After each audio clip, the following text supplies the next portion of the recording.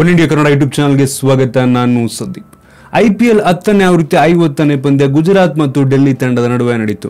ಎರಡೂ ತಂಡಗಳು ಈಗಾಗಲೇ ಪ್ಲೇ ಆಫ್ ಇಂದ ಹೊರಗೆ ಬಂದ್ಬಿಟ್ಟಿದೆ. ಯಾವುದೇ ಒಂದು ಜಯವನ್ನು ಗಳಿಸಿದ್ರು ಅವರು ಪ್ಲೇ ಆಫ್ಗೆ ಹೋಗೋದಕ್ಕೆ ಸಾಧ್ಯ ಇಲ್ಲ. ಈ ಒಂದು ಪಂದ್ಯದಲ್ಲಿ ಟಾಸ್ ಅನ್ನ ಗೆದ್ದಂತ ಡೆಲ್ಲಿ ತಂಡ ಬೌಲಿಂಗ್ ಅನ್ನು ಆಯ್ಕೆ ಮಾಡಿಕೊಳ್ಳುತ್ತೆ.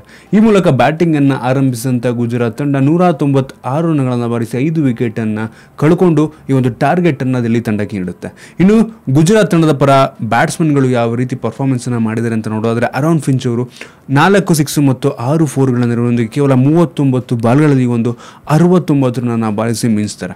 ಅದನ್ನು ಬಿಟ್ಟರೆ ಇಶಾನ್ ಕಿಶನ್ ಅವರು 34 ಮತ್ತು ದಿನೇಶ್ ಕಾರ್ತಿಕ್ ಅವರು 40 ರನ್ನ ಬಾರಿಸಿ ಈ ಒಂದು ಗುಜರಾತ್ ತಂಡಕ್ಕೆ ಒಂದು 196 ರನ್ಗಳ ಟಾರ್ಗೆಟ್ ಅನ್ನ ನೀಡುವಲ್ಲಿ ಸಹಾಯಕವಾಗ್ತಾರೆ.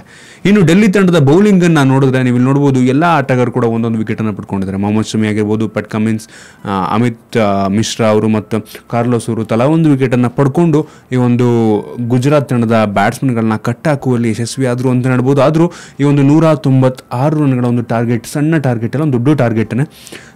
ಅದನ್ನು ಚೇಸ್ ಮಾಡೋದಕ್ಕೆ ಬ್ಯಾಟ್ಸ್ಮನ್ ನೆಕ್ಸ್ಟ್ ಈ ಒಂದು ಡೆಲ್ಲಿ ತಂಡ ಈ ಒಂದು 196 ರನ್ಗಳನ್ನು ಆರಾಮಾಗಿ ಚೇಸ್ ಮಾಡ್ತು ಅಂತ ಹೇಳ್ಬೋದು. ಆ್ಯಕ್ಚುಲಿ 8 ವಿಕೆಟನ್ನು ಕಳ್ಕೊಂಡ್ರೂ ಕೂಡ ಈ ಒಂದು ಶ್ರೇಯಸ್ ಅಯ್ಯರ್ ಅವರ ಒಂದು 96 ರನ್ಗಳ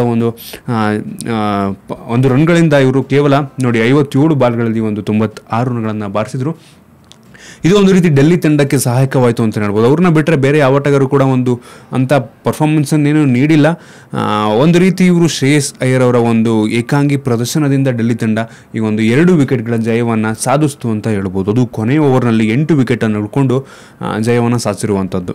ಇನ್ನು ಗುಜರಾತ್ ತಂಡದ ಬೌಲಿಂಗನ್ನು ನೋಡಿದ್ರೆ, ಜೇಮ್ಸ್ ಫಾಕ್ನರ್ ಅವರು 2 ವಿಕೆಟನ್ನು ಪಡ್ಕೊಂಡ್ರೆ, ಪ್ರದೀಪ್ ಸಾಂಗ್ವಾನ್ ಮತ್ತು ಬಸಿಲ್ ತಂಪಿಯವರು ಮತ್ತು ಕುಲಕರ್ಣಿ ಅವರು ತಲಾ 1 ವಿಕೆಟನ್ನು ಪಡ್ಕೋತಾರೆ. ಇನ್ನು ಈ ಪಂದ್ಯದಲ್ಲಿ ಒಂದು 96 ರನ್ಗಳ ಒಂದು ರೋಚಕ ಒಂದು ಪ್ರದರ್ಶನವನ್ನು ತೋರಿಸಿದಂಥ ಶ್ರೇಯಸ್ ಅಯ್ಯರ್ ಅವರಿಗೆ ಪಂದ್ಯ ಶ್ರೇಷ್ಠ ಪ್ರಶಸ್ತಿಯನ್ನು ನೀಡಲಾಯಿತು. ಈ ಮೂಲಕ ಈ ಒಂದು ಪಂದ್ಯದಲ್ಲಿ ಡೆಲ್ಲಿ ತಂಡ 2 ವಿಕೆಟ್ಗಳ ಒಂದು ರೋಚಕ ಜಯವನ್ನು ಸಾಧಿಸಿರುವಂಥದ್ದು.